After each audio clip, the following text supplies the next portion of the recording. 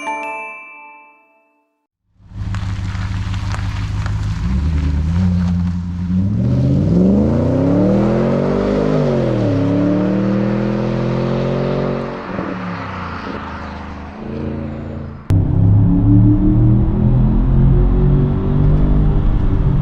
watching Car Nitty. My name is Mizan, and today I've got my hands on an E60 550i, and I'm very grateful to the owner, Ifty. Thank you for coming, man. You're welcome. So, Ifty, this isn't your first M light. I'm gonna call it an M light. Okay. Because you own M lights that aren't technically M lights. The other car being a 335i DCT N54. Yep. And this is an upgrade for that, isn't it? Yes. Now, the reason I bought this, a good friend of mine, shout out Refined Rides on Instagram. Yep. For your car mods. This was his car, and obviously I got a really good price on it, and it's too good to beat, like too good to pass out on. Yeah. So I ended up getting this, and give me a good price. It looked really good when he even had it. Yeah, the number plate M550C. Yeah, had a very good plate on it. When you look at it, like, that's a damn good looking car with the spider wheels on it. Yeah. It looked good. Even when he had it, I was like, damn, that's a nice car. Then when I asked him once, how would you sell it? And he told me the price. I was like, yeah, nah, I'm not interested. That's too much for my liking. But obviously, that to my liking, that was a bit too much because I didn't need this car. I was just interested. But for you, you're like, you know what? That's my budget. Yeah, you're like, that's my budget. I'm well interested. And then yeah, as soon as I saw the spec as well. Yeah, insane spec in this car. Insane. When I'm sat in this car, I cannot believe it's a 5 Series and not a 7, because the spec level this car has is insane. So let's start talking about that.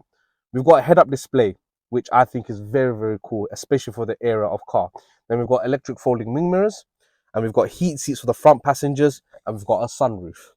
Now, not only that, this car has got a phone here, and the phone in this is actually not that old. It's an iPhone 4S. Now, when I think about having a phone in the car, I always think of some brick phone. So it's quite cool that this has quite a modern phone in here. You might be laughing thinking an iPhone 4S is not modern, but I don't know, maybe I'm getting old because that doesn't seem that long ago. It's got 12-way adjustable seats, and for the rear passengers, they have heated seats. And they also have a port for them to connect their phone via aux so they can control the music. Now, back then we didn't have Bluetooth, or it wasn't as common, shall I say. So that was a big thing. They also have blinds that they can put up manually. And there's also a electrically operated rear blind.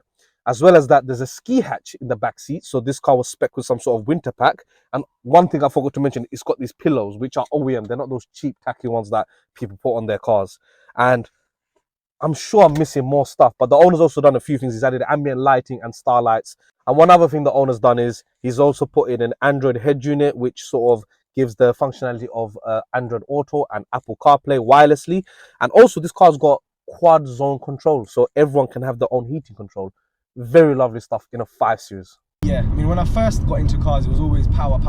Yeah. But then, obviously, my E90, it was a business edition. Yes. So I had you had the iDrive and everything. I had the updated iDrive. Yes. Comfort access, keyless start. Yep. The whole shebang. Yeah. So when I saw the spec on this, now it's more like I want spec over power. Yeah, I know exactly what you're trying to say. This car is insane. Honestly, it's a 7 Series in here. Yeah, let's be blunt here. It's a 7 100%. Series, and you've obviously gone for this car, and okay, so you've explained why you've downgraded or upgraded. I'll let people at home really think about how they want to gauge it. So what powers the 5 Series? Up front, we've got a 4.8 litre naturally aspirated V8, and it's producing 360 brake horsepower and 500 Newton meters of torque. Now this engine is revised, and it was updated from the N62 B44, and this is the N62 B48, and that revision made the car a little bit more reliable. Don't get me wrong, this car still does have its common failure points, but it is more reliable than the earlier edition, and that is available in the 645 Ci and the 545i, and the 550i's and the 650i's feature this engine up front. This car is paired with a 6-speed ZF gearbox, and it sends its power to the rear wheels via an open differential. You like the NA feel, that's why you're in this car. Yep. Gearbox wise, DCT from a DCT to a ZF6, massive downgrade. But I know one thing from your E90 325i that you had, which is you get this ZF map from somewhere. I don't know where you get it from, but it makes that car come alive. It does. So it's sort of a custom stage 3 tune. Yeah. It's similar to the XHP tune that people get on the ZF8s. Yeah, 100%. It's fully custom. Yeah. It was made for my car, so it's not available. It's not off the shelf. It's not off the shelf. Someone has to sit there and tune it. Yeah. So a friend of mine called in a couple of favors. Friend of a friend came down, sorted me out. The only issue with that was he advised me to service my gearbox every year. Servicing the gearbox every year, that is quite expensive, because otherwise you're doing it, what, every 50k? Yeah. Or every 5 years? It's nothing. Yeah. So that is a massive drawback. Are you planning to do it on this car then? So with the E90, obviously, that was more like, it wasn't obviously nowhere near as fast as this, but I wanted that feel. So I done it on that one. With this, obviously, with the spec, it's more like a luxury cruiser.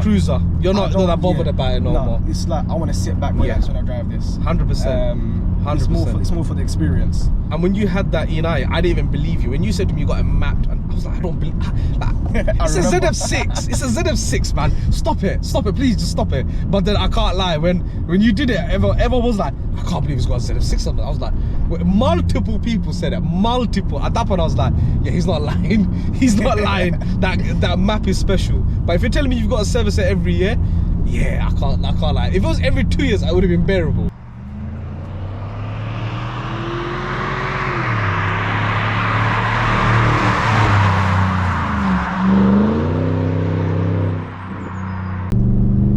It sounds so good.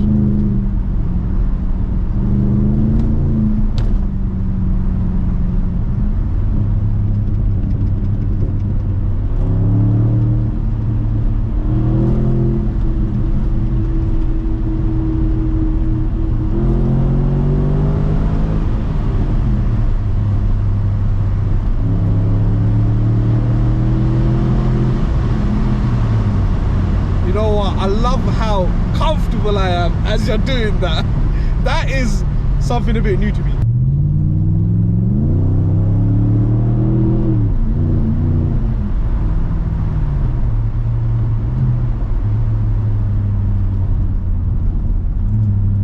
I have to say, man, for the money, these cars are such good cars. They really are. But I do think though, one thing is, and I said this when I drove the 645 CI, because obviously I know it's a 6 Series, but the 4.5 engines are so much more cheaper than the 50i's, aren't they? And I know reliability is a bit more better on the 50i, but nonetheless it still has common issues and stuff. But you're paying double the money, aren't you, to get into a 50i rather than a 4.5? Maybe not double, but a good like 25-30% more. Now, and on top of that, with a 4.5, you can get lucky and get put in a low road tax. Because if they're pre-05, pre-55, pre-06 plates, you'll be in the low tax band. This one, I know you're paying £700 a year road tax. So that's the thing. When I drove the 645, I thought that was a sweet spot, because it's not that much money. You can enjoy it for what it is. Doesn't break the bank. Because do you not feel like you're in a bit of territory? It almost is M5 territory, because you are paying top dollar. You may have saved a few grand on the buying cost of the car. Maintenance, long term, maybe you saved more because you haven't got the SMG. But the running costs you're paying, I think you're paying the M5 prices. Would you agree? Yeah, 100%.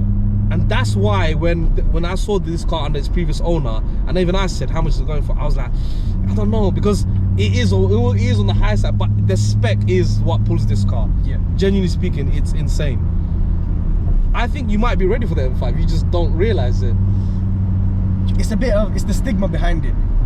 You're scared of getting to the M5, aren't you? I'm scared of getting to the M5. Because even I'm scared. Because I've got the C63 and even I'm scared of getting into the M5 and like the M6. I had the same stigma with the M54. With my N54. And you almost wish you listened, don't you? You're trying to get rid of it now and it's not easy. But nah, I mean, with that one, it was a little bit more easier to get into because obviously it's a lot cheaper. And it's a free series. It's a free series. And you know that somewhere some young guy's gonna want to buy it. 100%. But with the M5, you're like, that's a big grown man's car. That's a grown man's car. And grown men, they got mortgages to pay, not buy cars, innit?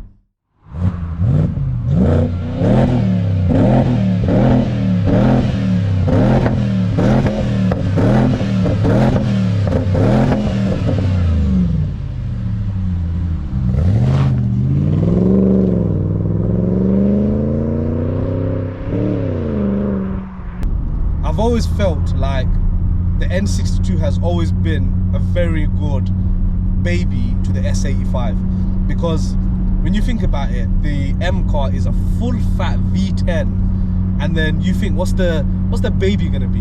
And then it's a nice fat V8. Genuinely speaking, on a day-to-day level, driving this, I wouldn't miss an M6, because I drove one yesterday. Okay, so in terms of the video being dropped on YouTube, it's several weeks apart. But in this real life scenario, I drove an M6 literally just yesterday. The memory is fresh in my mind, and as I'm cruising through town right now, I am very comfortable. The ZF6 does a better job than the SMG on normal day-to-day driving.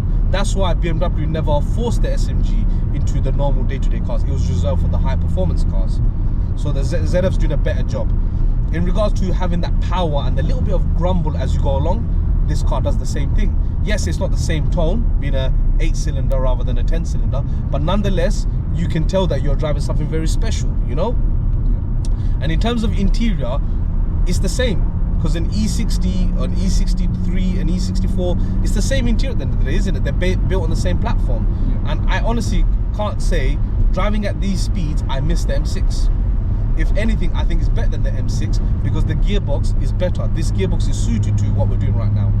But I will say one thing, the money that these cars go for, they are very close to M5 and M6 territory.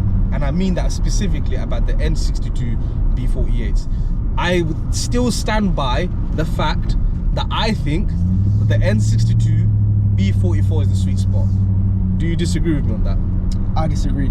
Okay, let me give you my reasonings though. Because if you get the 545i or the 645ci, for example, you're getting a lower road tax car, so you're saving money on tax. One of the big things about the 50i cars, because they came out around 06, they're mainly high road tax band. The same tax band as the M6 and the M5. Do you agree? So I get what you're saying in that sense. Yeah. But now there's still a 10 grand price difference. No, so a 545i, 645, you can pick them up for you can pick them up from like 3 to 5 grand. Yeah. Right or wrong? Yeah. These cars, they go for 8-9 grand. Yeah. That is a very big price difference if you ask me for a revisioned engine. The M5 and M6, 15 grand. Let's say 15 grand will get you into one of them, correct? Yeah. I feel like you got 3 grand, 8 grand, 15 grand. If you're spending 8 grand, you might as well spend the 15 grand. You know? Look, you've wrapped the car. Look how much you've done to the car. You could have... Does that make sense? Yeah. I'm not taking anything away from this car. I think it's a brilliant engine. But I think the market has lost the plot with the valuation of it. What do you think? Because I feel like the 4.5s are priced more fairly in regards to what they're capable of and what they bring to the table. Oh, no, 100%. Yeah, 100% in that sense. And it's the stigma of getting into a M5. Yes, so now let's talk about that. What's the biggest stigma? Rod bearings. But that stigma exists in any M car. It's a common failure point. Do you agree? Yeah. Now, do you think this car is impenetrable to that? It's not impenetrable, but it's not as susceptible. I like your language. I like the language you used. The rod bearings are more likely to have been done on the M car than these cars. So the chances are you get a foot stuck with the bill of doing it on these cars. Would you agree? Do you think this car's ever had it done in its life? No. There we go. And that's the thing about the M car. You can hold that and wait for some poor sap to have already done it for you. Right or wrong. But when it comes to this car, the moment you start asking, have you done the rod bearings, mate? He's putting the phone down on you. You know? The gearbox is pretty solid. I know that the ZF6 is solid. So you are not getting any of the SMG drama and problems. I'll give you that. But considering you're paying the high tax band, the fuel economy is probably pretty similar. And the price difference between this and an M car of the M6 and M5 is so close, I feel like maybe it was worth holding out. And that's not because this is a bad car, because it really isn't. It's just the value of these cars is too different from the 4.5i's. What do you think? Again, in that sense, I get where you're coming from. Yeah. But yeah, I mean, the dream always was E60 M5. Yes. It's as I said before, this one sort of landed in my face. It did. I know it did. It's an amazing car. Yeah. This is such a cool car. I mean, for what you're gonna do with it as well, which is road trips, Euros, it makes so much sense. And you know what? I'll give you that, because reliability is a big thing when you're doing road trips. I would be scared to take the M5 out of the country. Yeah. You better have some worldwide coverage of AA cover. Yeah.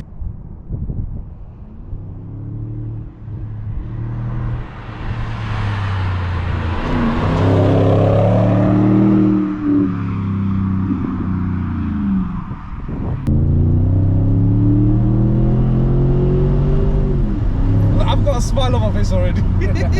Trust me, the N62 is a great engine.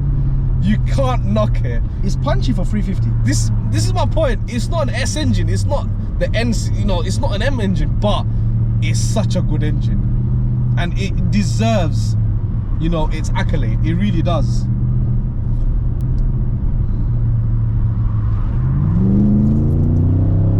Look, effortless.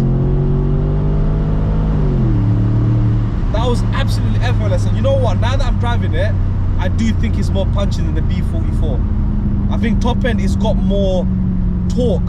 It doesn't choke. These are standard brakes.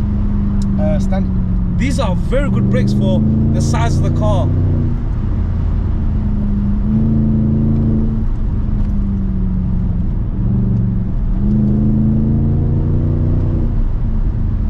You know what? This car is fun.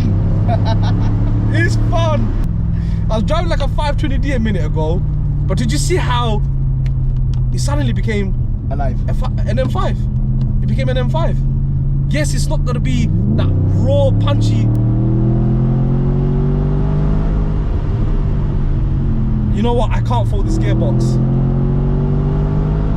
It's not lightning quick. But did you know that this gearbox was used in so many performance cars of this era? I'll give you some examples. The Jaguar XFR, which is a 5-litre supercharged V8, came with the same gearbox. The Aston Martins of this generation came with this gearbox. Did you know that? I didn't know that. The RS6, which is a 5.2-litre twin turbo V10, came with one of these gearboxes. Fair enough. So, as much as the ZF6, I think the reason why it's looked down on is because the ZF8 is that good. That's why. But if you look at it for what it is, it's really not a bad gearbox. It could be faster. But it could be faster. It doesn't take away from the fact that... But you know what? You can forgive it because I'm doing it in so much comfort. Like, these seats are so comfortable. I've got this neck pillow behind my head. There's so much else going through it that you can forgive it.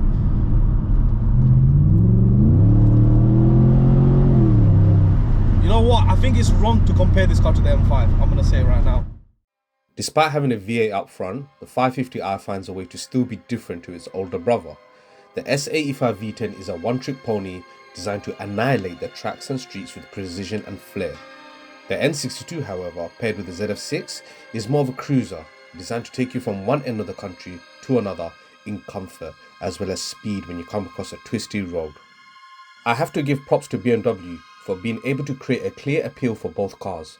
The 550i isn't really in the M5 shadow, nor is the M5 losing any sleep at the things their 550i is capable of.